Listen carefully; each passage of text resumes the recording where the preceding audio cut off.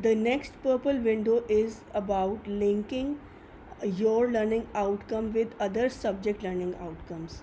So they have connected their first learning outcome, that is applying the general anatomical terms to the structure and function of different regions, with surgery, and in surgery Y3LO1 and A1. Okay, in year 3 the learning outcome 1 and the affective domain 1 matches with the learning outcome of anatomy Y1B1LO1. Okay, similarly their second learning outcome Y1B1LO2 is matched with year 3 B2LO3 surgery and allied, year 5 skill and affective domains, and with PEDS Y5B3LO1. Okay, so students can find out the integrations with other subjects using this curriculum map. The next window is about instructional activities, learning times. You can give your blocks, or they have given the dates of the first block here. Learning locations, the venues where the activity will take place, in the lecture hall, in the tutorial room, in the dissection hall, or in the museums. So wherever the activity is taking place, you have to write down it here. Learning opportunities or the educational strategies, or MIT means modes of information transfer. We prefer using the term educational strategies for MITs now. So you have to write down how are you going to teach this learning outcome to the students. They will teach first learning outcome in a small group discussion, second in a large group interactive session, third will be taught in an STL, self-directed learning, or in CBL, case-based learning. Okay, so here you can see all the educational strategies are mentioned below in this column. The learning resources are given. You can give the name of the textbook, or you can give the name of the reference book or the online resources, whatever you like. Okay, the next window is the assessment outcomes. You have to uh, say explicitly that how this learning outcome will be assessed. Students and the teachers both should know beforehand that how this learning outcome will be assessed. The assessment format may be formative or summative, and assessment tools may be MCQs, SCQs, short answer questions, OSPs, OSCEs, Vivas, quiz, CBL quiz, etc. Okay, so you have to write the tool and the assessment format, whether it will be a formative assessment or a summative assessment.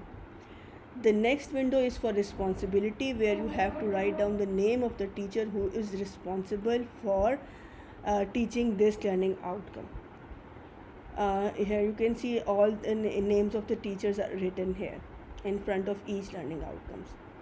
Then how will you communicate all this information with the students? So the information is communicated via timetables, study guides, timetables displayed on the notice boards, also in the G classroom. SDLs may be placed there. In the G classrooms, tables may also be notified in G classrooms as well, in the WhatsApp group of the whole class, or in while meeting with the GR and the CR. So these are different modes of communication with the students, where you can notify that how and when and where this learning outcome will be covered by whom. Okay, and the last column is the evaluation of the outcomes, which we do by filling out the LQEC performers.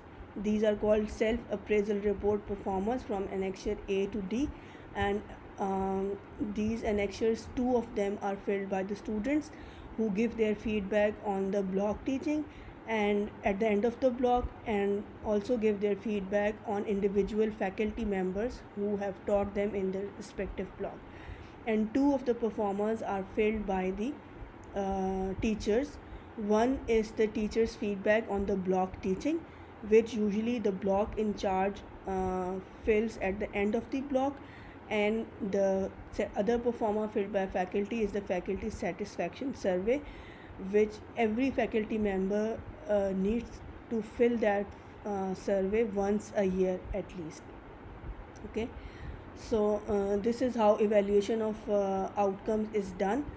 And after filling out these performance, the LQEC representatives in each department are responsible to send all the data either in the hard copy or in the soft copy to the LQEC department, where this data is analyzed and reports are generated and sent back to the head of the department. And then head of the department is responsible to conduct a meeting on these reports and tell or review the curriculum on the basis of the feedback given by the faculty and the students, and send back these review reports to the LQEC. Only performer which has to be remain within the department and with the faculty member is the feedback of the students uh, given for the individual faculty member. These are the confidential reports, and HOD is supposed to discuss the individual faculty report with that faculty member only, and give him the suggestions for improvements if any required after the analysis of the feedback given by the students. So this is the curriculum map